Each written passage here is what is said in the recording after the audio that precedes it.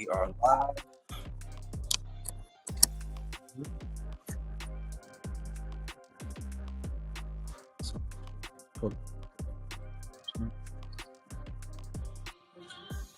Mine looks great.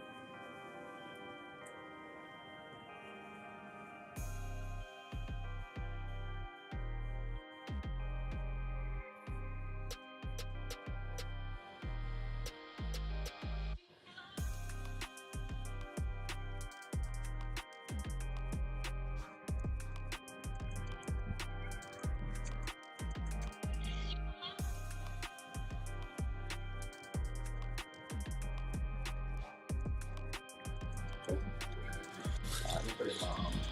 You can see it.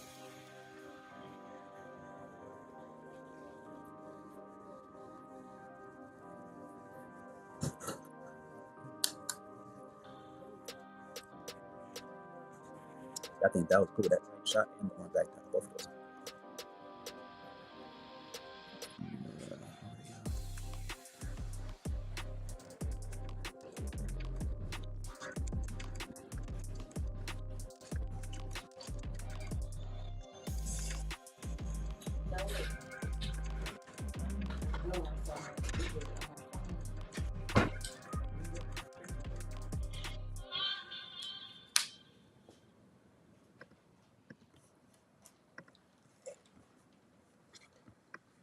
So you want to give me a little cue when you want me to get something on my phone? Or? Yeah. I'll try my best to cue you up.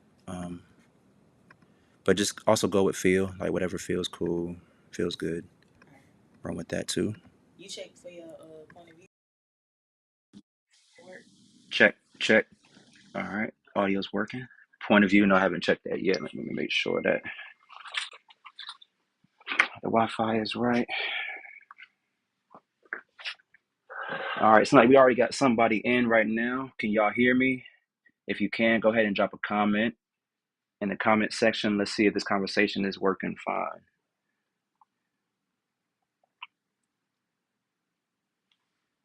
Good morning. Can you hear me?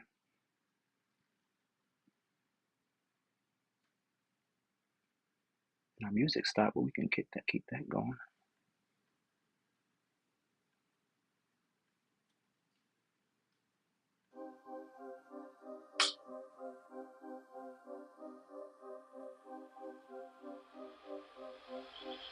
All right, good to go.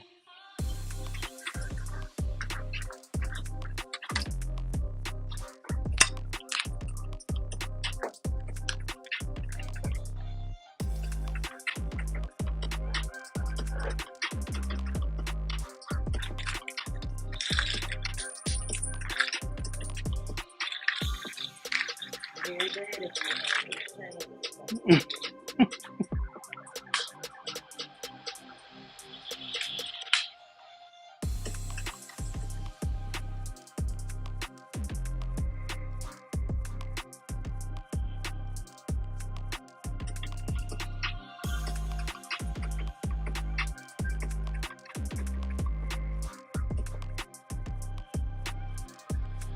All right, Wi-Fi's not connecting, so we got the backup plan.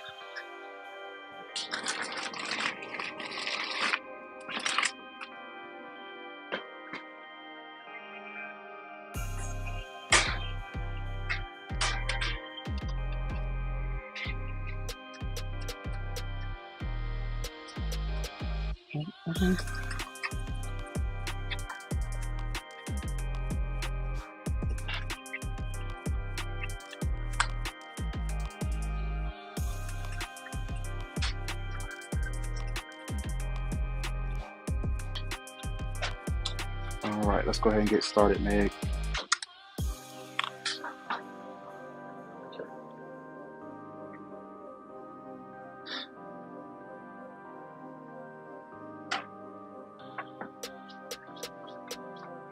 All right. Is the Beats reading on the audio? You can see it. All right. Good point of view.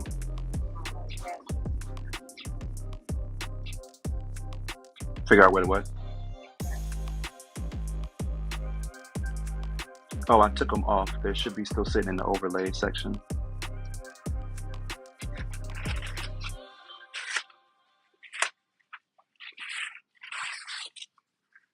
All right, so keep the music going. Let's just have it lower in the background. Good morning, great people. It has been a few weeks, but we are back.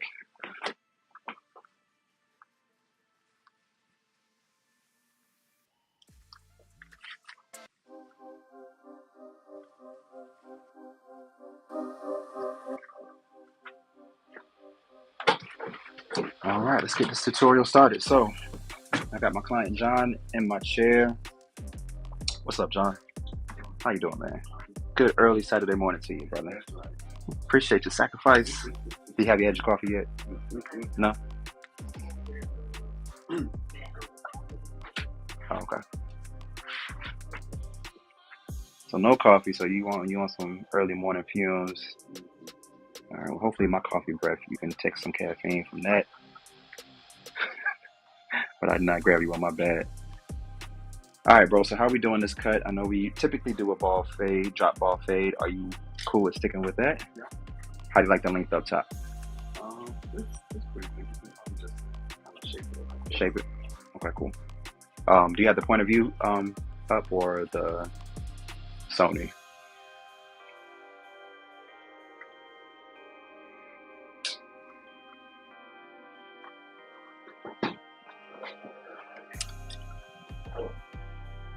Which camera we got up now? All right, cool. All right, so good morning, great people. We are about to do a drop ball fade, keeping the top long and curly. If you're in live right now in the chat, go ahead and drop any questions. But I thought this was an important tutorial to do because this texture is really soft, right? Really curly, really soft, low density. So sometimes it can be really difficult to fade this type of hair texture because of the lack of density, right? Like you have to be careful, you have to be really precise with your blend area. So I'm gonna show how I do it, talk y'all through it. And if you have any questions, please jump in. If not, I'm just gonna talk like I got questions anyway. So we're gonna keep this thing rolling. So it's been about what, 3 weeks? 2.5, 3 weeks since I cut you last? Yeah, 2 weeks. 2 weeks? Okay. So it's been 2 weeks since we cut it. The first thing I like to do is to consult with my clients, right? To see where their needs are currently, if anything's changed, just to check in to see if we're still on the same page, right? Even though John is a regular, I still want to make sure that his goals align, my goals with what I want to do align with where he wants to go. At the end of the day, that's the most important part. So I'm assessing, but only after I consult with him. And he's fine with going with the same cut, so we're going to stick with the same cut. The length is good, he said, so I'm just going to go through and kind of balance it out and shape it a little bit so to still give him that oval look. When it comes to head shapes and when I'm consulting with the client, I like to make sure that their head shape and the style that they want work together, right? That's really important because that's the one thing that creates a custom haircut for your clients is you matching their head shape to the style, not just putting on a standard haircut on everybody, right?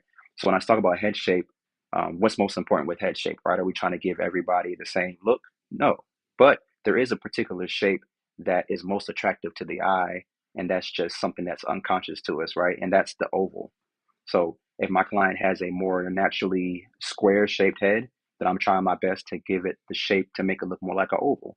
If they have a more naturally round shaped head, then I'm trying to slim out the shape of the haircut to make it look closer to an oval, right? So that's the best way for them to get a lot of compliments on a basic haircut is to make sure that it's sculpted in shape to fit their head shape. Okay, so that's what I'm looking for when I'm consulting, when I'm assessing, is I'm looking to see how I can make this more of an oval shape, how I can make this haircut fit like a custom suit on their head. All right, that's what I like to think of. So that's my starting point. And again, this is a super soft texture, so this pick is not doing much. I can even go through this with a comb if I wanted to. Right, that's how soft John's hair is. I can tell that he recently shampooed. Did you shampoo this morning? Last night? Last night. Another key part of consistent haircuts is your clients coming with consistently clean and moisturized hair. It does play a big role for me when it comes to my quality, is making sure that they're showing up with their hair in the best condition possible. All right, so his hair has already been picked out. Now I'm moving on to the shaping, right? So I'm actually creating a frame on his head by going through and shaping it. So again, we're not taking off much length here. He wants to maintain this height and the curl pattern that he has. So now, like I mentioned, I'm just going to bring it back to an oval shape.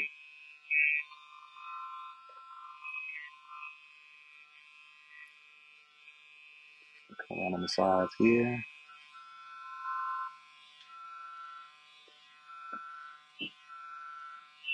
And even as I come back over his occipital bone, I'm kind of using this part right here, this occipital bone, to create my shape as I start to create a slight arch around, right? So flat would be straight up and then going straight across. Because I want an oval shape, I'm going to naturally just start to bend around this corner, right?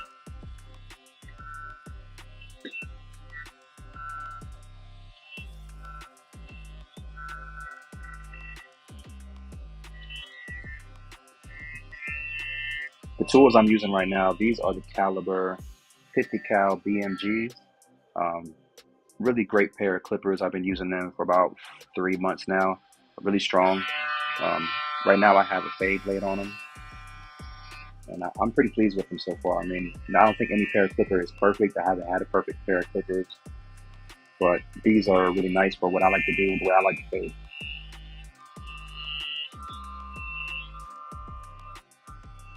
So again, I'm going for more oval shape. So just by the nature of this haircut is already giving him an oval shape. So I'm just maintaining that through the transition from the sides here where his parietal ridge is up to the top. So again, not trying to make it too boxy, not flat like that, but just a slow, clean arch around the sides.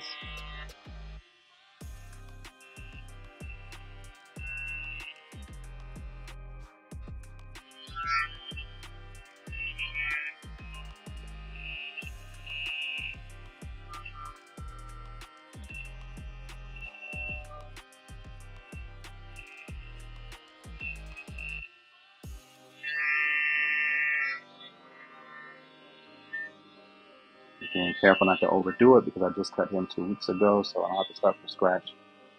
But I am looking for any part of this shape up top that just is standing out of place. Any part that just doesn't look like it matches the rest of it. Even through here, there's a little bit of weight. So let me go through and pick that back out and see if that's going to be a problem.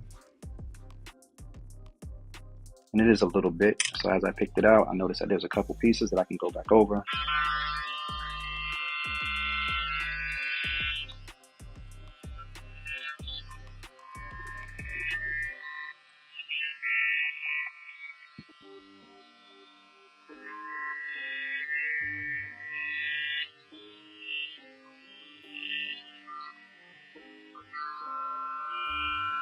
Okay, so that's pretty much it. So this is me kind of doing a frame for the shape, right? So I mentioned that there are 3 different parts of a haircut for me, 3 major components of a haircut. First is the consult, right? The consultation phase, where I'm literally just talking and trying to figure out exactly what he wants, and that the haircut that we are trying to put on him matches the destination of where he wants to go. So we're consulting, right? But the next thing I do is I like to put a frame on the haircut. There's 2 ways to do that. One is the shape. So as you can see now, I think I'm pretty much done with the shape and creating the frame look. It's a little high right there, so let me go back over it.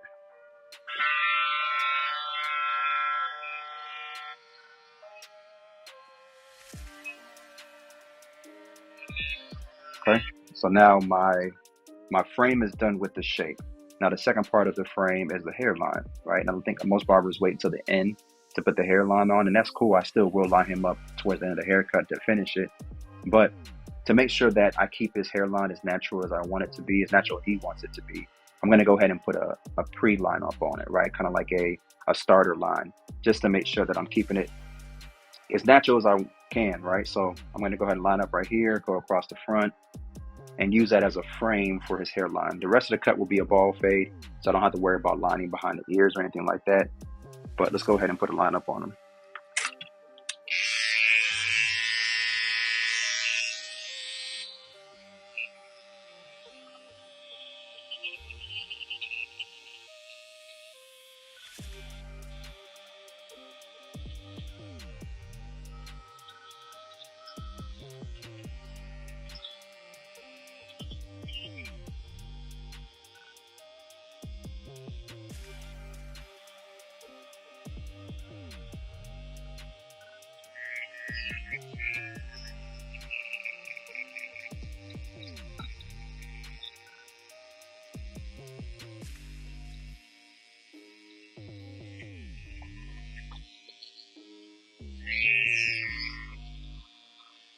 Starting in the middle, gonna work to my right, his left.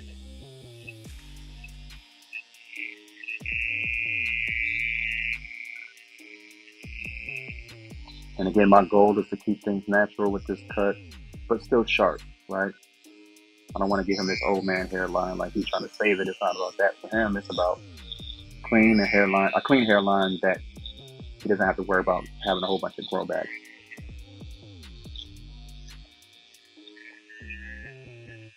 I'm putting a couple lines on it and then going back over, combing the hair out of place over the top of where I want my line to go, and then going back over it.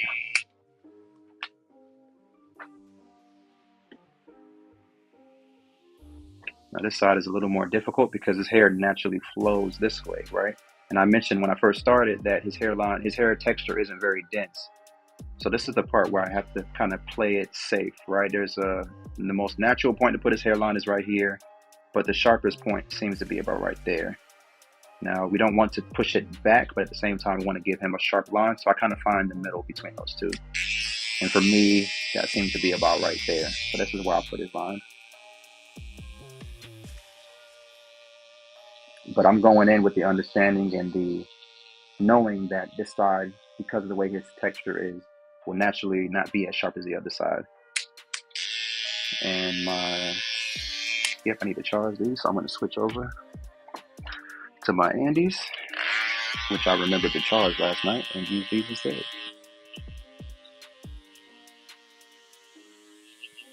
Alright, so again, putting a soft line on it, and like I mentioned, his hair flows this way, so this side is naturally not going to be as sharp as this side is, because on this side of his head, the hair naturally grows towards the center. So there's a bunch of hair kind of built up right here. That makes that line naturally sharper. Here, it's almost like the hair is running away, right? It's growing naturally away. So unless I add enhancements, it's naturally not going to be as sharp. I think a lot of barbers get in trouble when they try their best to overcompensate for that. And a lot of people already have that natural growth, right? Their hair naturally grows in a circular motion, in a circular pattern.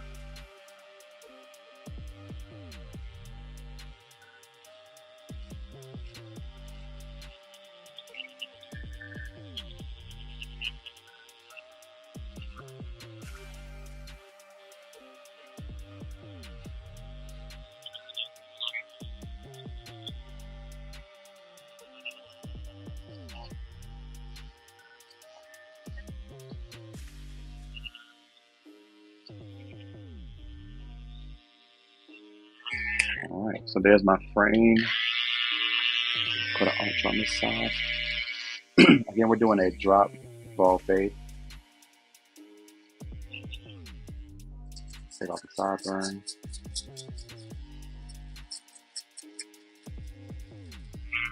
Cool.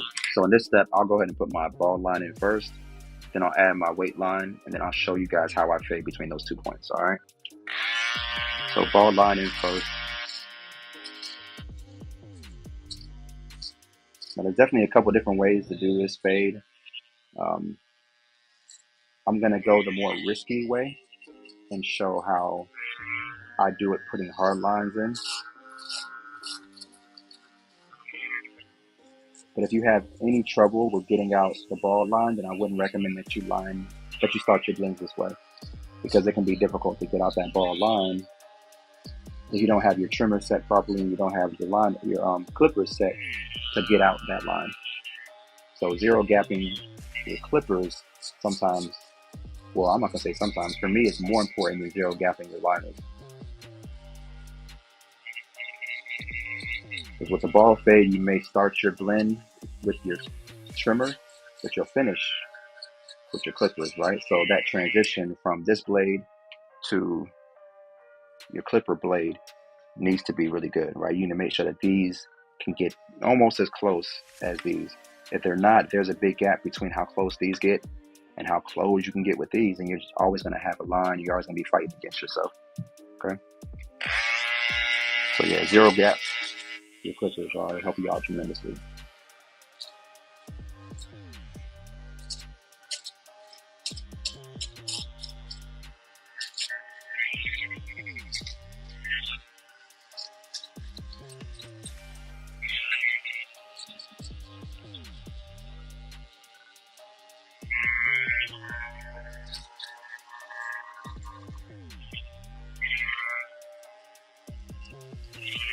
Okay, so now I'm looking for symmetry.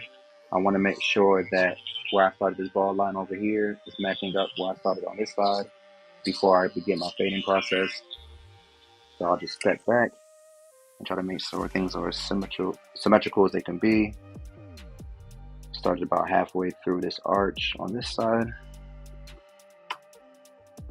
And about the same here. Now see that this line is a little more straight going back. So let me add a little bit more of an arch because I want my fade to arch.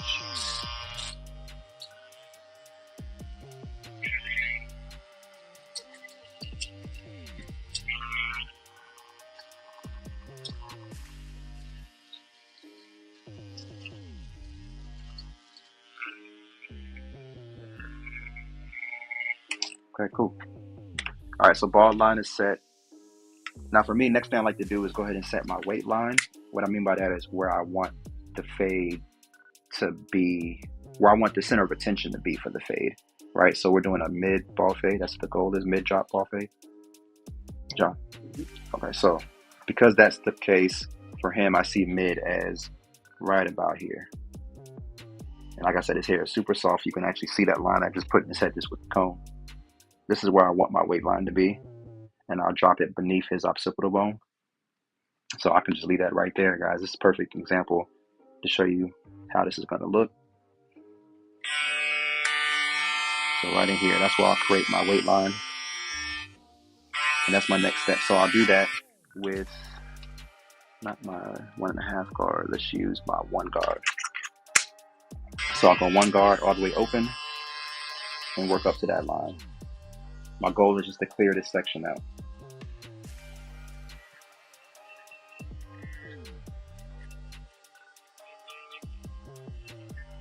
Now, most of the times with my fade, I will fade primarily with this section right here, right? I'll create this section primarily with my 0 guard, but I wanted to show you guys this particular haircut because of his texture and how dense his hair is not, and how that changes what guards you want to use. Now, if his hair was way more thicker, it was way more dense, then I would go with the guard, well, my 0 guard. But because I want to keep this somewhat dark still, I don't want to take his fade up too high, I'm going to start with the higher guard. Start with a 1 instead of a 0.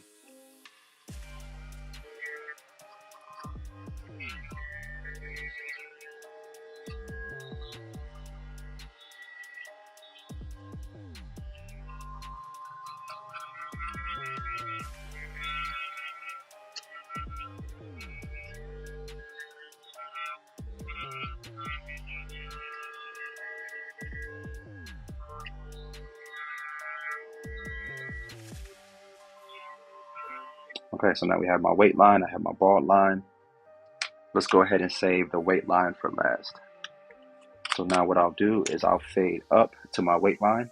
And once I get this section cleared up, then I'll fade down to knock out this weight and to try to leave as much as I can, but I still want your eyes to be drawn to this point right here, right? So I'll leave a little bit of darkness there.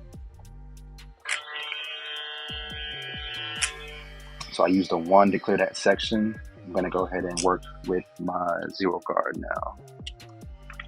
So next card underneath my 1 is my 0. I'm gonna start all the way open again. Start blending down. Again, my goal is to fade out this section only. I'm not worried about anything above here. I'm not concerned with anything above there. I just want this section down here to be clean and have a smooth transition to it, smooth look to it.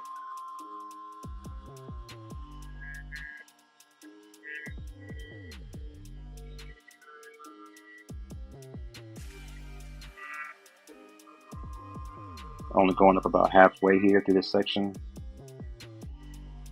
Everything beneath this line, I'm only going up about halfway. Then as I get closer to halfway, I'm starting to flip my fingers and flick that blade out. Try not to create another line.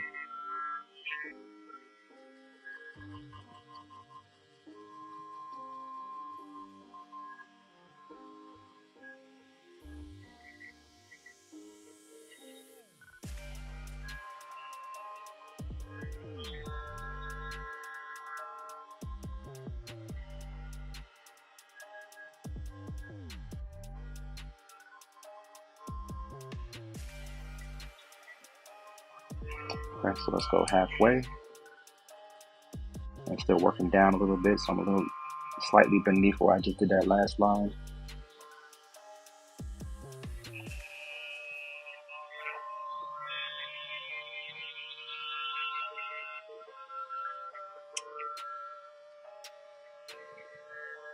And how's the lighting for everybody? May, you still good? Light still great? Cool. Yeah, that was our main concern this time around, y'all. Was making sure that our lighting was good. Seems like we accomplished that. I'm excited about the renovations in the shop too. We're remodeling, and we're changing up the background colors on the wall. I'm actually adding some wood panels behind me. So this, I'm not gonna say the next time I go live, but probably in about a month, the look of this live will be slightly different.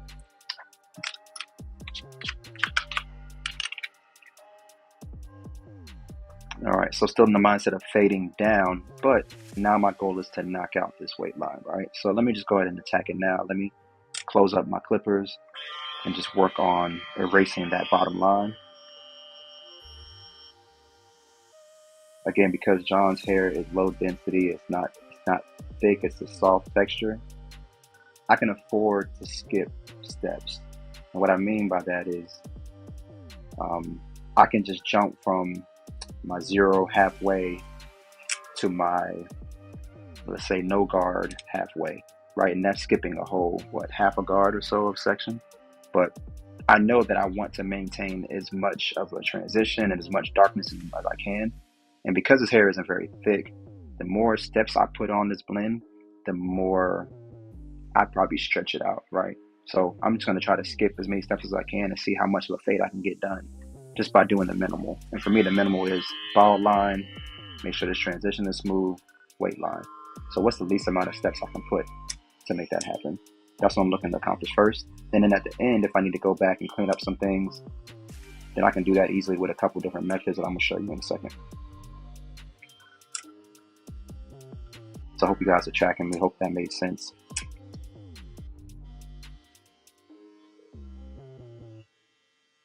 The more dense and thick somebody's hair is, the more difficult it is to skip steps and still give it a really smooth transition.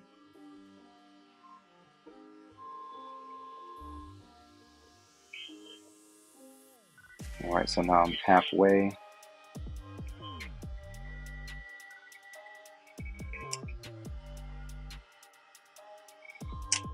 All right, now I'm all the way open. I'm just gonna notch to continue to smooth out just this section. Still not worried about that line whatsoever. Just worried about this section down here, making it clean as I can.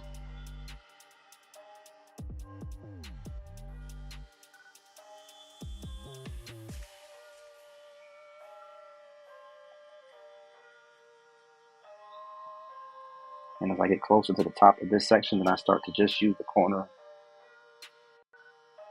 and to notch out that blend. So back to close, working on this weight line.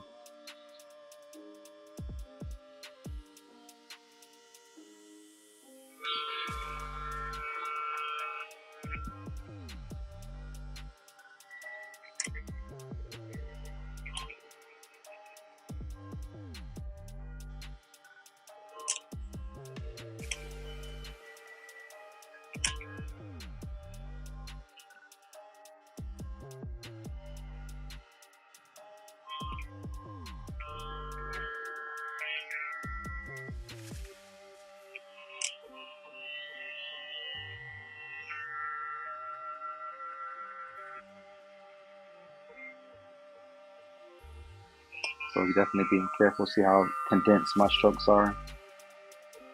My goal is just to work out this bottom of this line.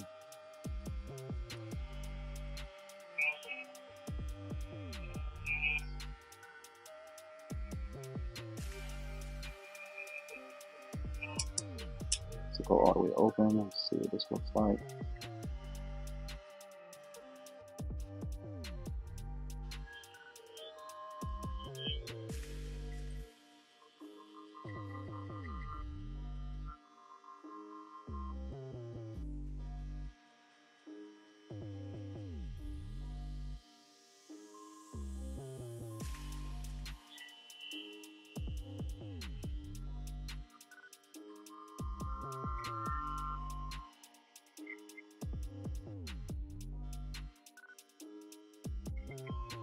All right, so let's compare sides. So there's a step that I skipped.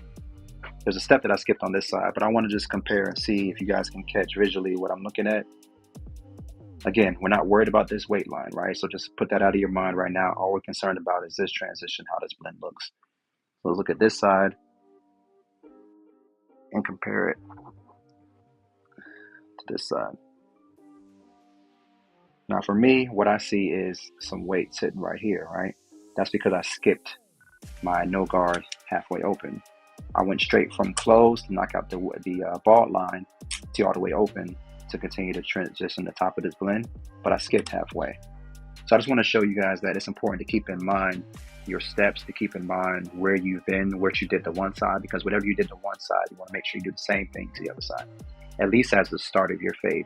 Now, you're always going to have some things that's going to be different. Maybe somebody has a mole on this side. Maybe they have some alopecia on this side of their head. Like for me, with my fade, I actually have a slight like bald spot sitting right here. So when Meg fades my hair, of course, she has to do something different on this side than she does on the other. But as the basic frame for the haircut, she has to do the same thing in the same steps, pretty much in the same way that she did to this side to match what she did to the other side. All right, so let's go back to halfway and make sure these blends connect and look exactly the same.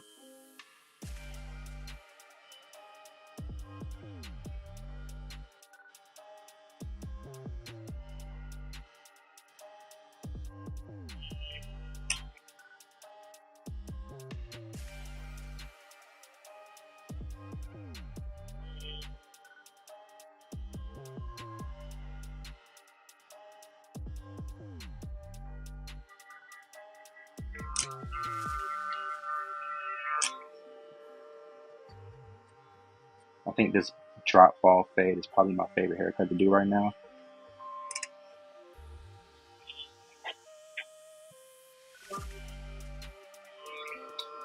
Why is it my favorite? I think it's because it's the most challenging haircut, especially around the back of this ear.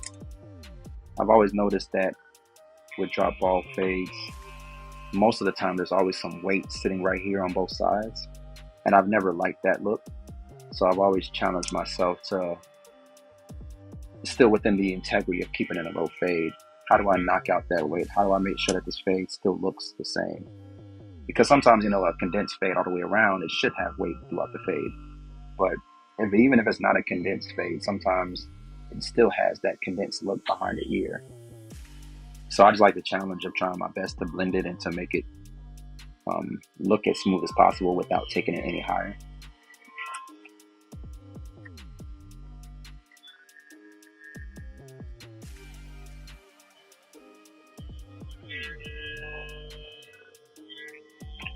right, and I did both sides. I kind of skipped this back section here, so let's go ahead and work on this. All the way open. And this is where I will, kind of freestyle a little bit and add a little customization to this cut, because of the shadow from the occipital bone, right? How it's making this area look darker than what it probably is. What I mean by that is, just the weight of this head shape or the shadow of his occipital bone coming down will kind of make this section look as if I need to take it up higher. And that may not be the case, right? But there's always a balance. You want the fade to still be low. You want it, in this case, I want it to still be low beneath this occipital bone, but I don't want it to look like a mohawk and have a whole bunch of weight just sitting back here. And then, again, using my head as an example, my head has that same kind of divot back here, and it kind of draws shadows right here. So when somebody blends my hair, they have to be careful to make sure that that part that naturally would look like a mohawk, that they may have to do some customization and fade up a little bit higher on this side just so it still looks like an even blend. Just like the concept of an even all over haircut. Like an even all over haircut doesn't mean you throw on the one guard and you just buzz over the top. That won't turn out looking all even because nobody's hair is perfectly, the hair is perfectly dispensed across their head. So you have to make some adjustments. So you may have to go a little bit lower back here on the occipital bone just so it looks like the rest of the hair. All right, so now I'm working on this weight line. I put it in with my 1 open. I'm just going to jump up to my 1.5 open. And again, I'm just going to see what this does back here, how much weight this takes out. Hold on a little more from the bone. Shade it.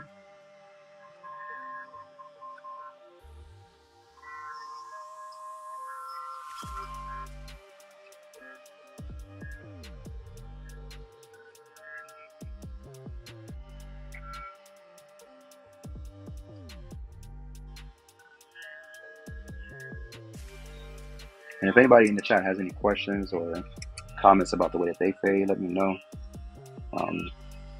If not, I'm just going to keep talking about the way I do things.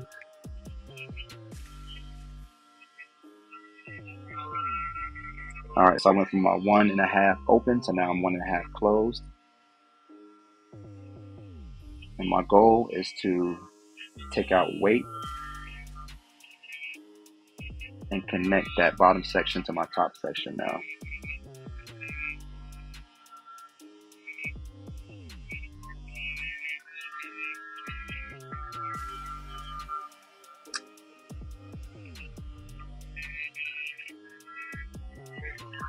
Okay, and I like what that did.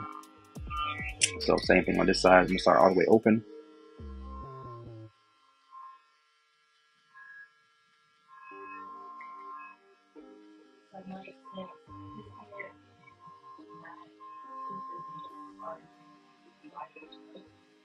No, I'm using the same strokes.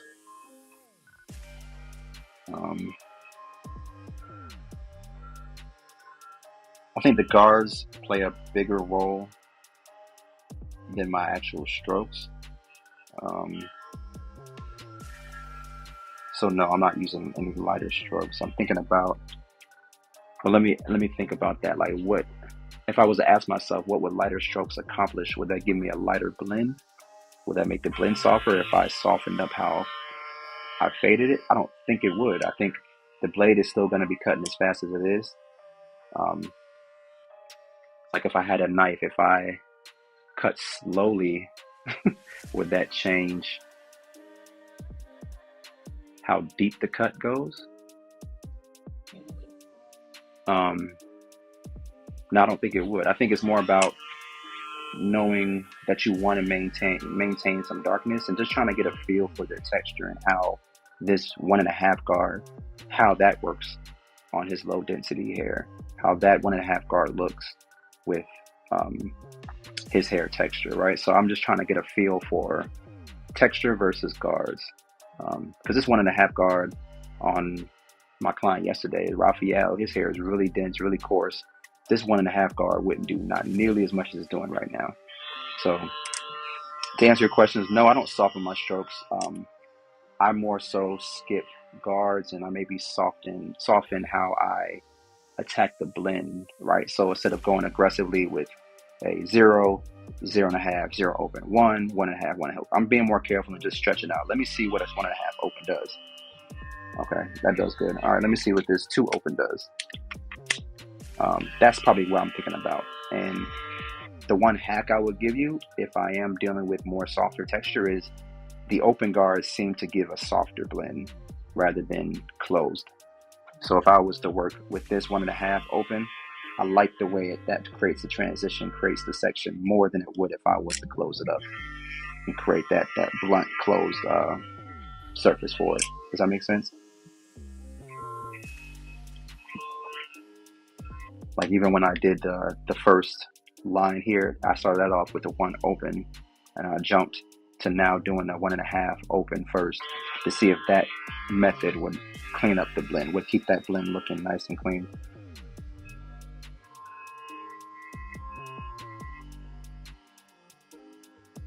I think in general, I think I have a soft touch. I think that's what most of my clients at least tell me.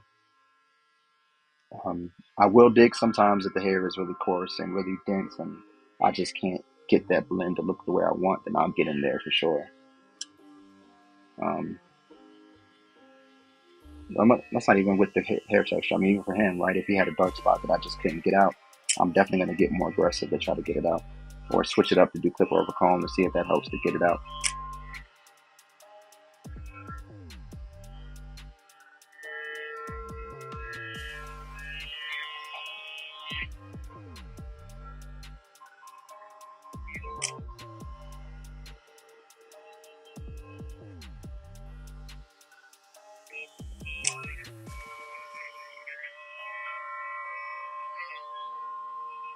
And with this part, I'm not focused on any of this hair up here yet.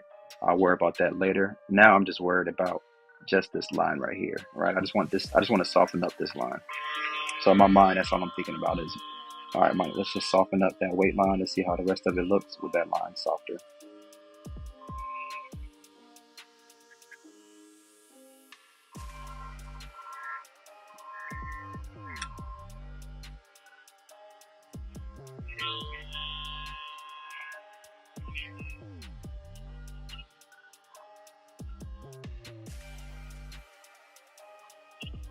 You may notice that I'm actually cutting sideways because his hair is growing this way. So I'm trying to be against the grain always. So because it's growing this way, not down, I'm going against the grain. So it may look like I'm cutting sideways, but I'm not. I'm still going completely against the grain. And to me, that's, especially with soft texture as well, right? Because it's not as much, what's the word for it? It's kind of like cutting somebody with straight hair, right? Like what you do to it, it typically just shows you back exactly what you did. So because there's not a whole bunch of waves in it, I need to make sure that I'm going against the grain to give it the smoothest cut I can, smoothest looking blend I can. If I'm trying to go up like this and I'm going down with the grain, with the grain, the straighter the hair is, that's how to chop up your blend a lot.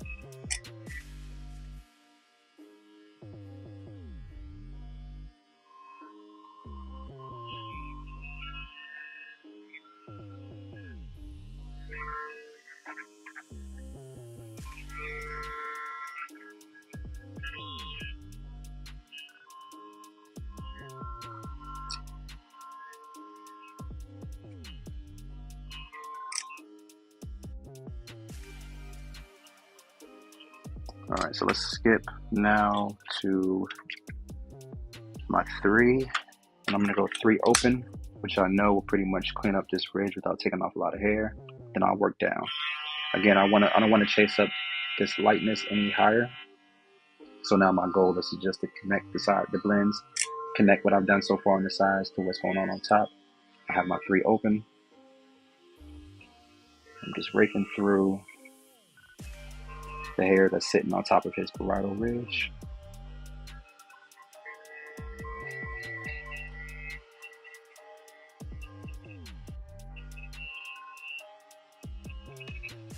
So I haven't even touched my 2 guard yet, and it seemed like I might not have to.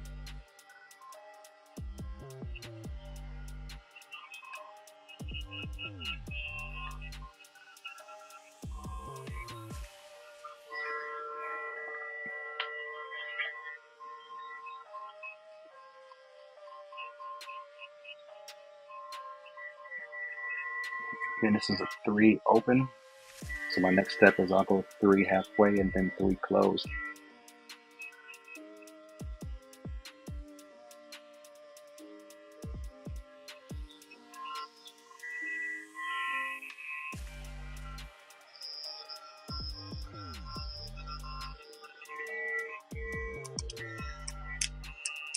All right, 3 halfway.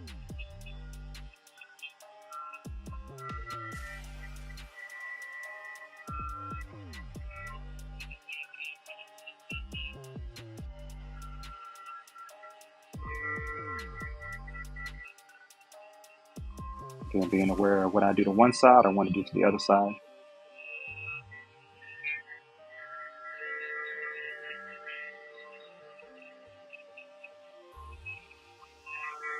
And 3 closed.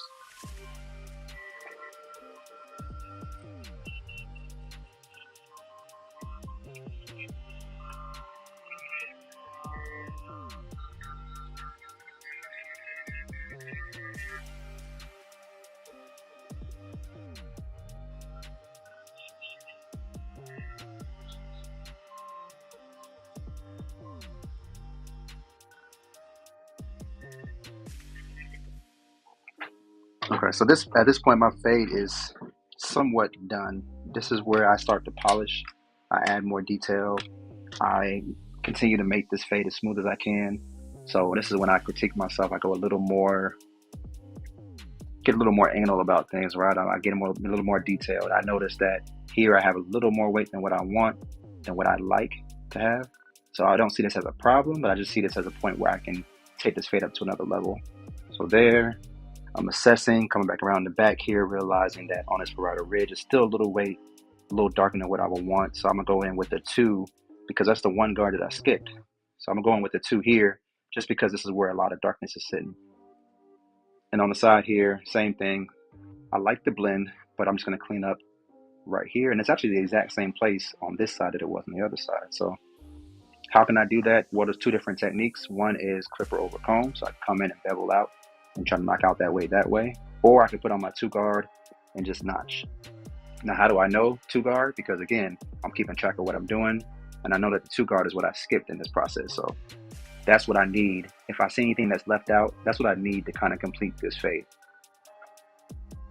My goal was to be minimal, right? So I wanted to start off by not having that 2 and see what that did first. It could have completed the fade, but in this case it didn't. So let me throw on, let's go clipper over comb first and see how that works before I put on the other guard.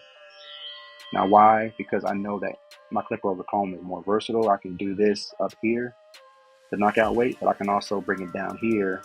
You know, if I wanted to knock out a little bit of heaviness on the hairline, I can do that down there too. So my comb is my most versatile guard. I can use it wherever and however I need to do it. So again, combing the hair with the grain, using my comb as my guard.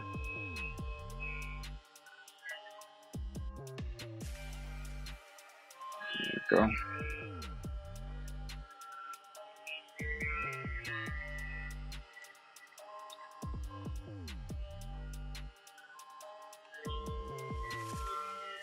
Just to soften up this transition a little more.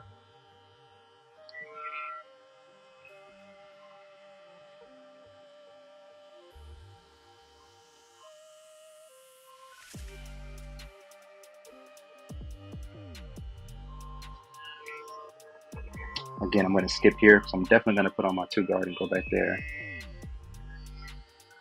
And on these sides here, I can just do some clip over comb action and finish out that way. I don't know if you saw maybe how quickly that knocked out that little bit of weight that was there, but it did.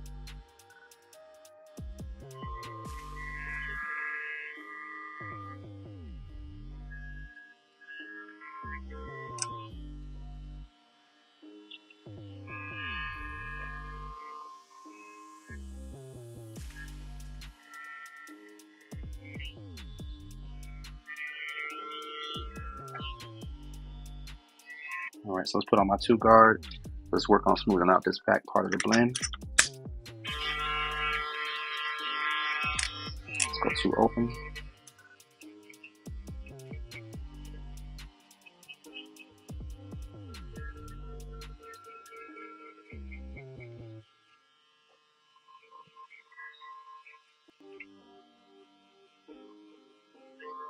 to halfway now.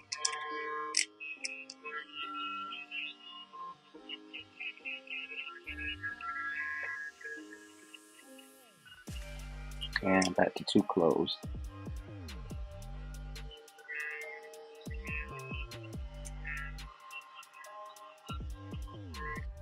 Okay, so for me, what I see, right, with my eye, that this cleaned up that transition way more, but I still see a little weight down at the bottom of my blend. So pop quiz, what guard haven't I used yet? From 2 down. So if I'm keeping track, if you're keeping track, then you would know that the 0 guard, that's the one guard I have not used yet. So if I see a little bit of weight down there, let me throw on my 2 guard. Say it again. Okay, cool. Throw on my 2 guard. I'm sorry, my 0 guard. And this is not mine, this is Newland's. May, can you go to Newland Station and grab my 0 guard? Yep. He tried to switcheroo on me. He tried to give me. Alright. So I love the premium guards. These wall premiums work well, especially with these caliber blades. The only issue is that the 0 guard is pretty fragile, meaning that the teeth will break off on you, especially if you're fading hard. If you're digging a lot, you'll break off the top of these teeth. And let me show you a little bit. Yeah, you'll break off the top of these teeth. So you should probably have a couple pair of 0 guards on deck. Mine are still doing good, but I know if I'm going to replace anything, these will probably be the first ones I'll have to replace. So again, soft texture, I'm going to start open. That's the cheat code. You want to start open first and see how that smooth out your blend. For me, the reason why is I think it just gives, it feeds the hair all the way down through the blade, right? So instead of cutting bluntly right at the top of the blade, the hair actually feeds all the way down and it separates it into these different grooves and allows for a smoother cut. That's my explanation, but at least that's the way that I think it works, the way that I think it looks great. So again, the 0 guard is one guard that I skipped all the way around his head, and I didn't need it with the rest of the blend, but back here, right on this occipital bone, right underneath the occipital bone, it was still a little dark. So let me go back to the guard that I skipped, only out of necessity. So you see how we're kind of collapsing time frames, right? Now this haircut is taking about 45 minutes only because of the fact that I'm teaching and I'm talking through every step. But me skipping guards like that and only using the essential, right, the bare minimum, it really lowers my fade time, right? It removes a lot of the wasted guards that I may have been using or the wasted motions, and allows me to only use what's necessary. It wasn't necessary for me to use a 0 on the side, so I didn't have to. It's necessary back here, so I only pull it out here. And that blend is looking way smoother.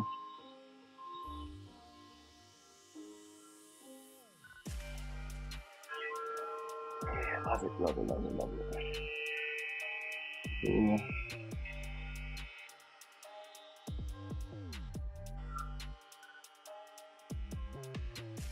And I'm seeing a little choppiness through here. So I know down here was my 0 open, my not 0, my no guard open was down here. I used the 1 up through there. So let me go back on with my 1 again, right? Keeping track of what I did in the beginning. My first guideline was my 1 guard open. So going back to my 1 guard open, kind of hitting reset on this blend to see why it looks a little choppier right here. And kind of just walk through my steps quickly in this section. So this is why focus plays such a pivotal role with fading, y'all. Like, don't get me wrong, I love the shop conversation, but it's easy to get lost, especially with hair that you're not super experienced with. So you have to know where you are. You have to keep a mental map of where you've been, so it's easy to go back and check in at that point.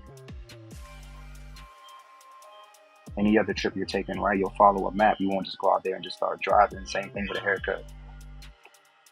Keep your map in your mind. Even record yourself cutting, right, so you can see how well you went on that journey with this particular haircut. Did you double back? Did you go on the same road a couple different times, right? Sometimes we do that.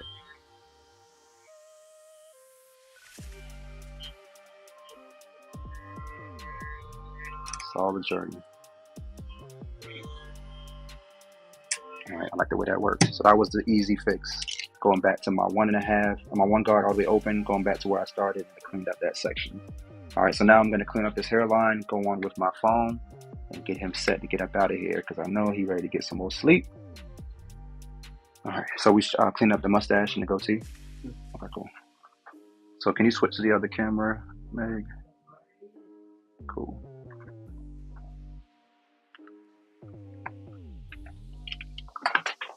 All right, so now we're using some Gillette foam. This is only for the purpose of cleaning any oil that may be on his skin. There isn't really any right now. I can see that just by looking at him, but I'm gonna go through this process just to show y'all what it's like.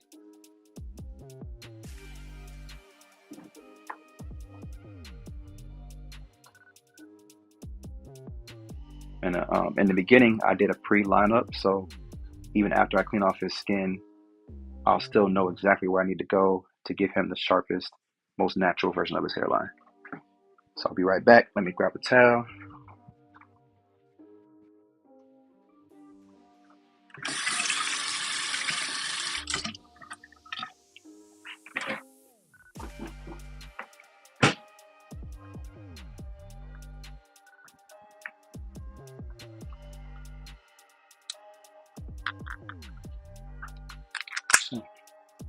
I'm gonna go back on IG for a second.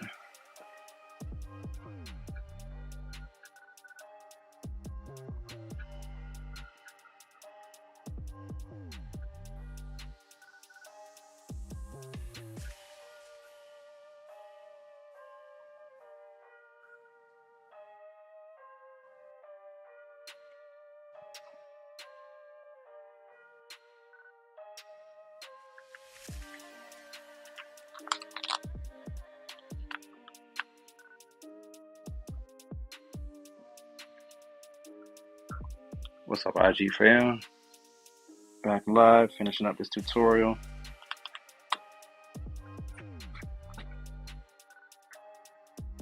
Here, my client John here, finishing up this drop ball fade.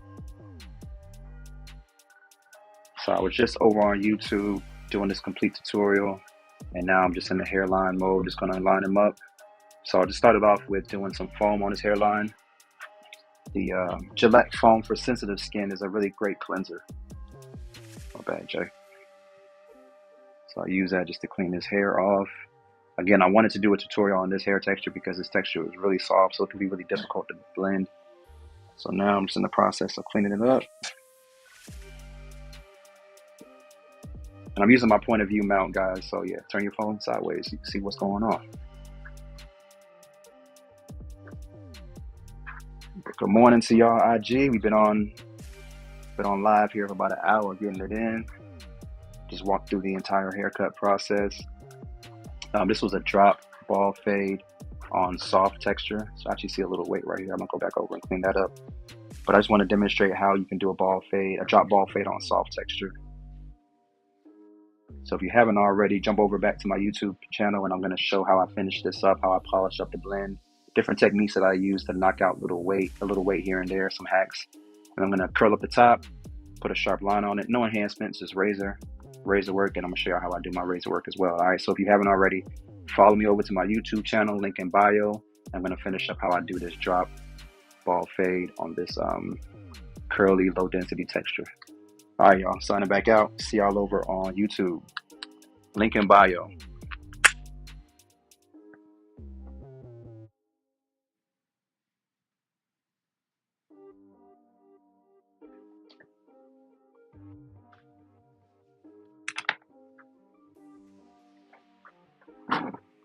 All right, so let's use some curl and wave cream. Let's get these curls popping.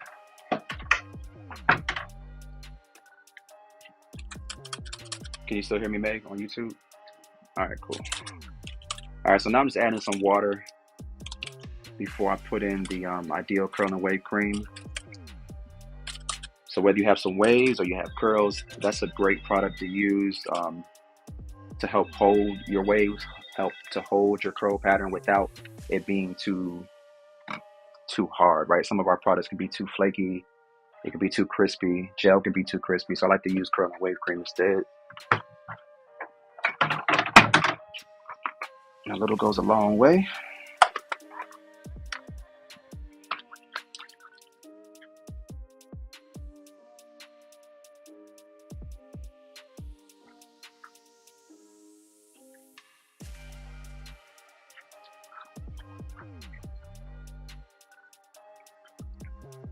All right, bet.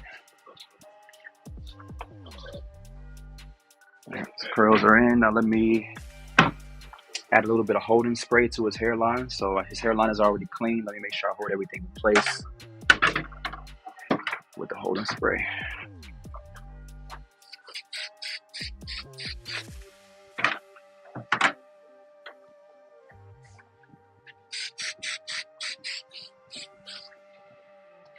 Now while that dries, I'll go ahead and start cleaning up a little bit. What's going on, bro? What's up, man? How you doing? Great, man. Good.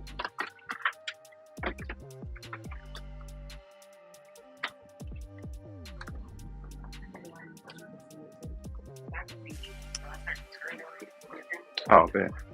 That makes a lot of sense. So you guys are just joining us from Instagram. Welcome to YouTube land, to the Ideal Barber channel. Just sharing free game on how I like to fade. John, I appreciate you again. I know it's early. Appreciate your sacrifice for this clean fade. So yeah, I'm finishing up now, y'all. I'm just gonna go ahead and put a line on it. I did a pre-line up early, so there's not a lot of guesswork to do. But this final process should take about 5 minutes or so. So I'm gonna put back on my point of view, the camera, and show y'all what it looks like from my perspective.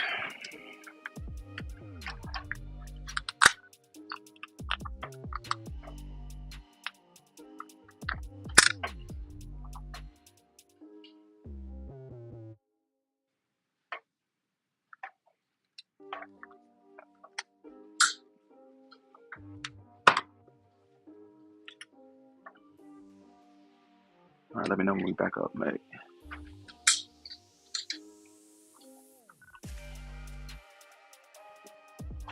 All right, so I put the holding spray on. I clean his hairline with the Gillette foam. Now I'm using these Andes cordless GTX to redefine and make them out of focus. Good. All right. So again, this side of his hairline will not be as sharp as the other side. Why? Because his hair naturally grows towards the back here.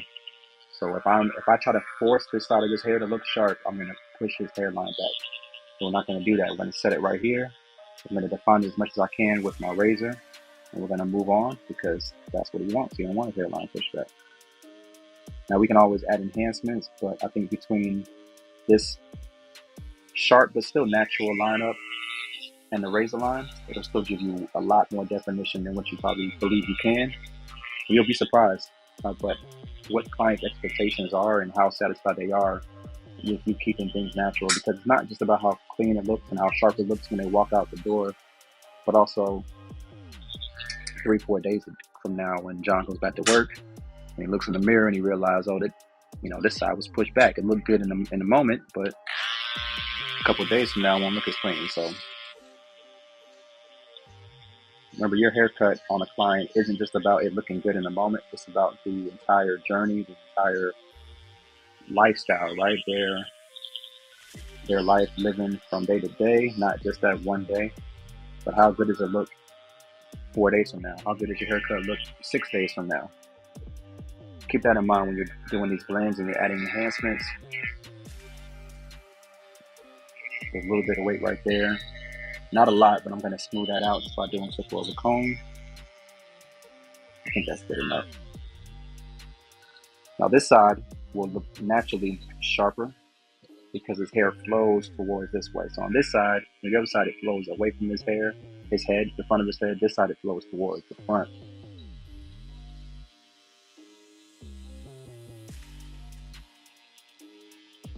So stretching the skin and the line on them.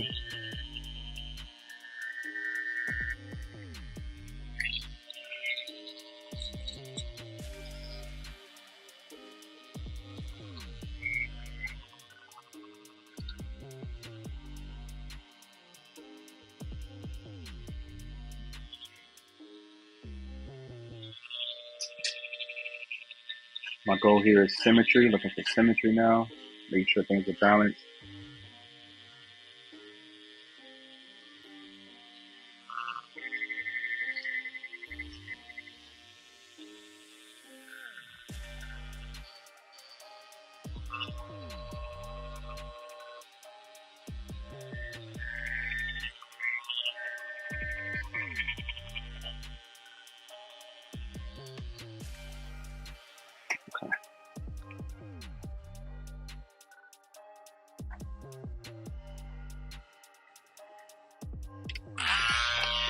this side, need to correct this side to make it look like the others.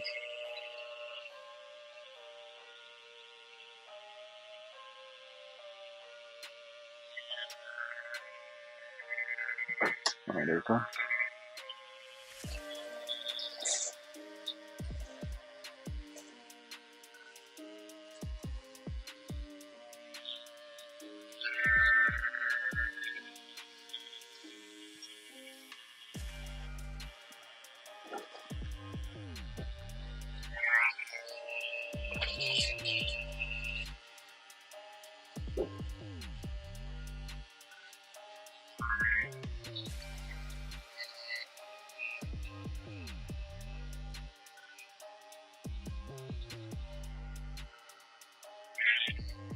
All right, mustache. I'm thinking about keeping it long enough to come to the outside of his lip, so I don't want to bring the line up there. Don't want to have it all the way down there. Just using the corner of his lip as my guide and where I want to end that line of his mustache. Both sides.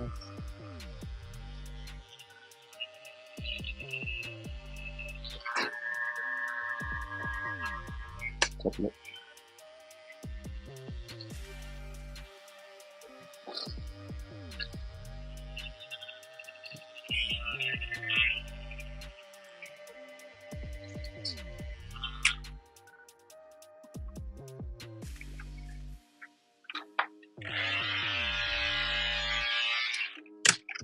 This weight right there is bothering me, so I'm gonna go back over it. This is my 1.5 guard.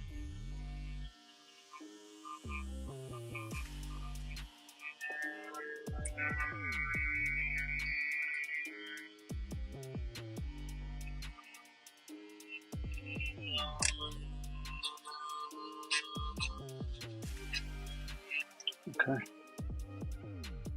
All right, so finishing up with the razor line. I like to use no burn.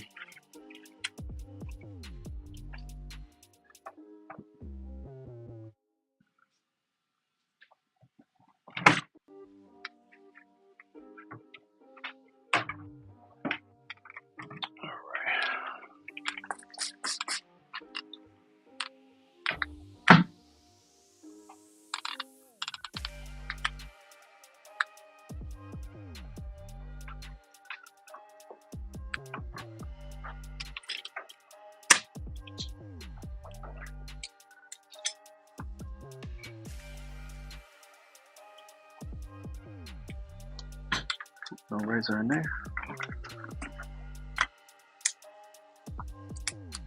Crazy thinking about when I first started cutting hair, how scared I used to be to break these packs of razors in half.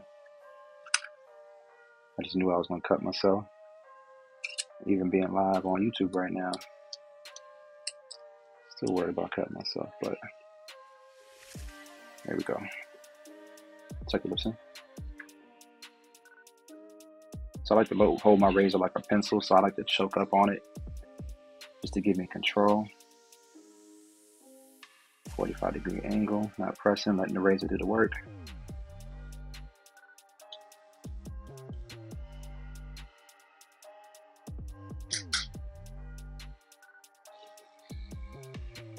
All right, you can stop. Add some more moisture.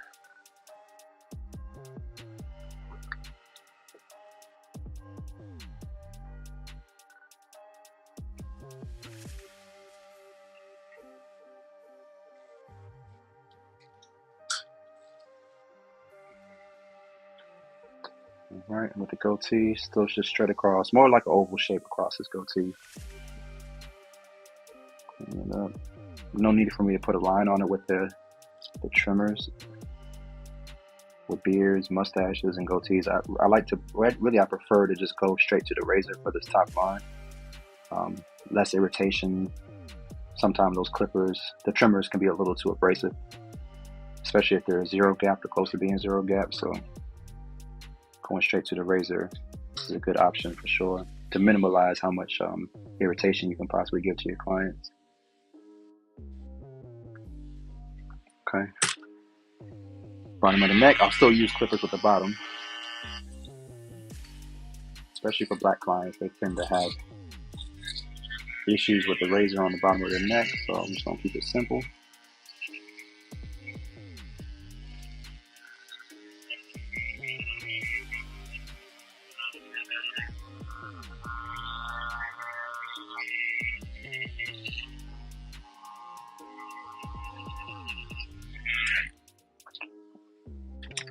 All right, some more no burn pre-treatment just to add a little bit of moisture to his hairline.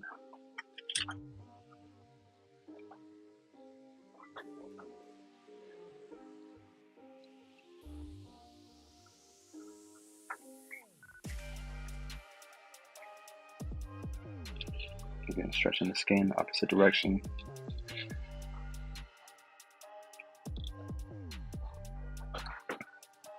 See these hairs hanging over this hairline, I can pluck that off. Again, I can trust myself with this razor as long as I'm maintaining a 45-degree angle. So 45 degrees, I can pluck off that hair. Tilt your hair back for me, bro. Can you still see me? Adjust it. Tilt my camera.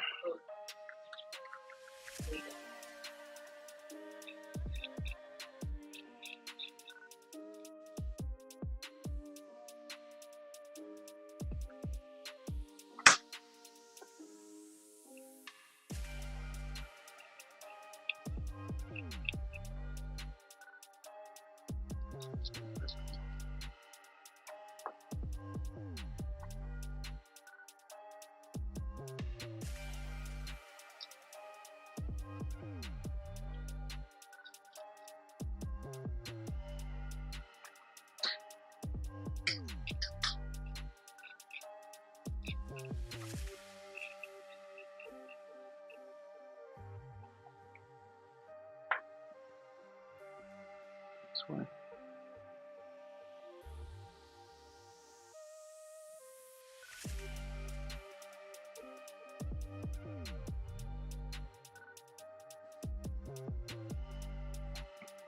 All right, we'll look over it one more time. Put back on my one guard just to knock out a little bit of weight right here. So again, I mentioned that this side is naturally lighter because of the way his hair flows. He has soft texture and it naturally flows away from his hairline on this side. This side naturally flows towards his hairline. So for the sake of keeping things symmetrical, even with the blend, I'm gonna lighten up this hair that's sitting right there. Got my one guard open, just gonna flick at it. There we go. Clip over comb to connect what I just did on the line to the rest of the blend. Boom, I think we did a good job.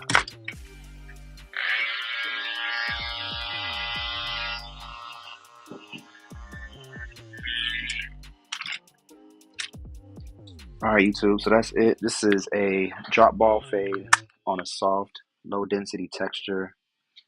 Again, thanks, John, for coming up here early on a Saturday morning. But this can be a definite difficult texture and a difficult fade to do on this texture. So I just wanted to show you guys how I do it, what I like to think about, and how I keep it clean. All right. So we'll check in with y'all next time. Probably 2 weeks from now. May surprise y'all with one next week. But if you have any questions, please leave it in the comment section. I'll go back and answer it. But again, appreciate y'all. Checking with y'all next time. Peace.